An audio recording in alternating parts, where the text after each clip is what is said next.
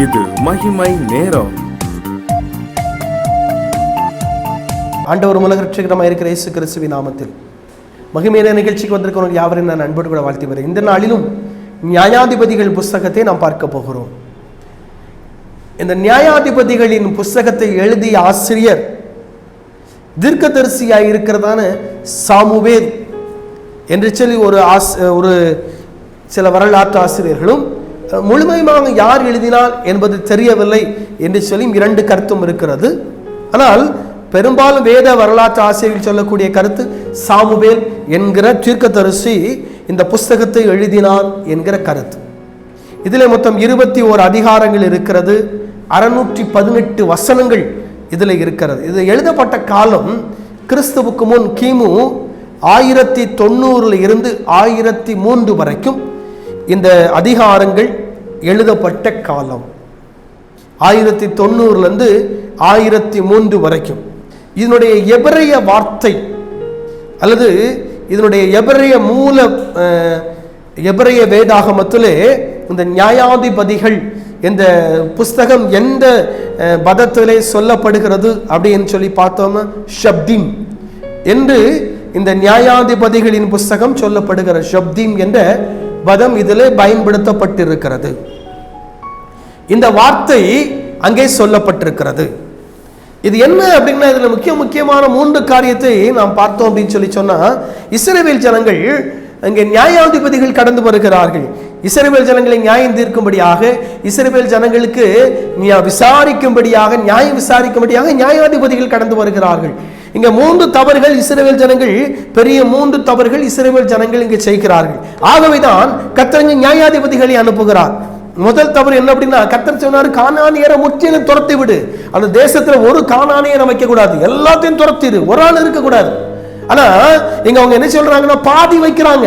பாதி கானானியரை வச்சுட்டு பாதியை துரத்தி விட்டு பாதி வச்சிடலாம். சரி, முதல் தவறு. 2வது விக்கிரகாராதனை. கர்த்தர் வெறுக்கிற ஒரு காரியத்தை இவங்க செய்யறாங்க, விக்கிரகாராதனை. ஆண்டவர் வெறுக்கிற ஒரு காரியத்தை இவர்கள் இங்கே செய்கிறார்கள். இது 2வது அவர்கள் செய்த தவறு. 3வது கானானியரோடு திருமண உறவு. இது 3வது செய்த மாபெரும் தவறு. கர்த்தர் 3 காரியத்தை இஸ்ரவேல் ஜனங்களுக்கு செய்யக்கூடாது என்று சொல்லி கட்டளையிட்ட ஒரு காரியம். ஆண்டவருடைய பிள்ளைகளுக்கு கர்த்தர் செய்யக்கூடாது என்று சொல்லி கட்டளையிட்ட ஒரு காரியம் என்ன அப்படின்னா, கர்த்தர் சொல்றாரு, கானானியரை முற்றிலும் துரத்தி விடணும், அவங்க வைக்க கூடாது தேசத்துல, அவங்க முற்றிலும் துரத்திடணும். 2வது அவங்க வழக்கத்தை நீ கற்றுக்கொள்ள கூடாது. பைபிள் சொல்லுது, அந்நியருடைய அதாவது பிரஜாதியருடைய மார்க்கத்தை கற்றுக்கொள்ளாதிருங்கள், அவர்களை வெளித்தப்ப பண்ணுவார்கள். இங்க அதைத்தான் இங்க செய்யறாங்க, விக்கிரகாராதனைக்கு தங்களை ஒப்புக் கொடுக்கிறார்கள். கர்த்தரை வெறுக்கிற ஒரு காரியம் இங்க இஸ்ரவேல் ஜனங்களை செய்கிறார்கள். 3வது கர்த்தர் சொல்றாரு, வேதத்தில் நீங்க பாத்தீங்க அப்படின்னா ஆண்டவர் கொடுத்த கட்டளைகள், மோசேயின் மூலமாய் கர்த்தர் கொடுத்த கட்டளைகள் என்ன அப்படின்னா, மிக முக்கியமான பிரதான கட்டளை, இஸ்ரவேல் ஜனங்களோட மட்டும்தான் திருமண உறவு வைத்துக் கொள்ளணும். வேற அந்நிய ஜாதியரோட திருமண உறவுல கலக்க கூடாது. ஒரு யூத பெண்ணை தான் திருமணம் செய்யணும், ஒரு யூத பெண் ஒரு யூதனை தான் திருமணம் செய்யணும். அதுதான் இஸ்ரவேலுக்கு ஆண்டவர் கொடுத்த கட்டளை. ஆனால் இங்கே இது மீறப்படுகிறது. இவர்கள் கானானியத்துல பெண் எடுக்கிறாங்க, இங்க இருந்து மணமகன் கொடுக்கிறாங்க, மணமகள் எடுக்கிறாங்க. இவங்க செய்யக்கூடிய ஒரு தவறு. ஆகவேதான் கர்த்தர் நியாயாதிபதிகளை அனுப்புகிறார். ஆண்டவர் நியாயாதிபதிகளை அனுப்புகிறார். நம்முடைய வாழ்க்கையில் இன்னைக்கு இஸ்ரவேல் ஜனங்கள் செய்த தவறுகள் நம்முடைய வாழ்க்கையில் இருக்குமானால், அதே அனுபவம் நம்முடைய வாழ்க்கையில் இருக்குமானால், கர்த்தர் சொல்றாரு, அந்த தவறை விட்டு வெளியே வாங்க. கர்த்தர் வேதத்தில் சொன்ன கற்பனைகளையும் கட்டளைகளையும் நம்ம கை கொள்ள வேண்டும். அதை விட்டு நம்ம பின்னால போகக்கூடாது. இஸ்ரவேல் ஜனங்கள் கர்த்தருடைய வார்த்தையை மீறி நடந்தார்கள், கர்த்தருடைய கற்பனை விட்டு மீறி நடந்தார்கள், ஆண்டவருடைய வார்த்தையை விட்டு மீறி நடந்தார்கள். இன்னைக்கு நம்முடைய வாழ்க்கை எப்படி இருக்கிறது? கர்த்தருடைய கட்டளைகளையும் கர்த்தருடைய கற்பனைகளையும் கை கொள்ளுகிறோமா? அதை விட்டு மீறி நம்ம நடக்கிறோமா? நம்ம யோசிச்சு பார்க்கணும், நம்ம வாழ்க்கை எப்படி இருக்கு? ஆண்டவருடைய வார்த்தை அல்ல கர்த்தருடைய வார்த்தையை இன்னைக்கு நம்ம கை கொண்டிருக்கோமா? வேதத்தின் வசனத்தை கை கொண்டிருக்கோமா? அதன்படி வாழ்கிறோமா? யோசித்து பார்க்கணும். இஸ்ரவேல் ஜனங்கள் பின்னான அனுபவத்திற்கு சென்றார்கள். அவங்க பேக்கில் போனாங்க, கர்த்தருடைய கற்பனைகளையும் விட்டு விட்டார்கள். ஆகவே கர்த்தர் அவரை விட்டு விலகினார். கர்த்தர் என்னைக்கு நம்மோடு கூட இருப்பார் எதிர்பார்க்க முடியாது. நம்ம செய்யறதெல்லாம் செஞ்சுக்கிட்டு இருந்தாலும் ஆண்டவர் பார்க்காம இருப்பாரா? நோ. சில வேளைகளிலே கர்த்தர் நம்மை விட்டு விலக நேரிடும். அவருடைய கட்டளைகளை கை கொள்ளுகிறோமா? தலைகளை தாழ்த்தி ஜெபிப்போம். தகப்பனே, உமக்கு ஸ்தோத்திரம்.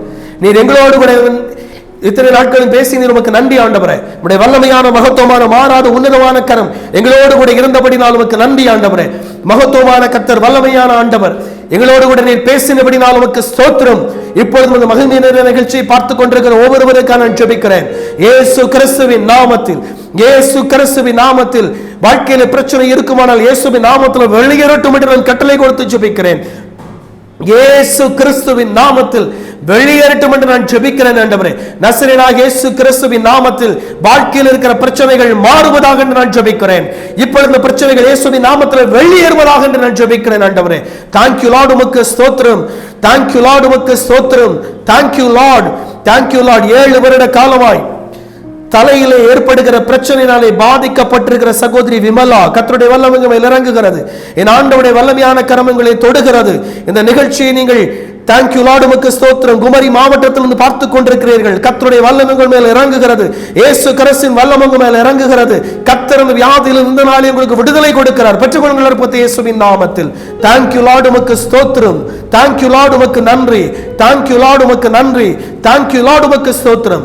கர்த்தருடைய மாறாத உன்னதமான வல்லமை இந்த மகிமை நேரம் நிகழ்ச்சியை பார்த்து ஒவ்வொருவரும் இருப்பதாக. இதற்கு ஸ்பான்சர் பண்ண தேவ மனிதர்களை கர்த்தர் ஆசீர்வதிப்பீராக. இந்த மகிமையின் டிவியை கர்த்தர் ஆசீர்வதிப்பீராக. இதை நடத்துகிற தேவ மனிதனுடைய கரம் இருப்பதாக.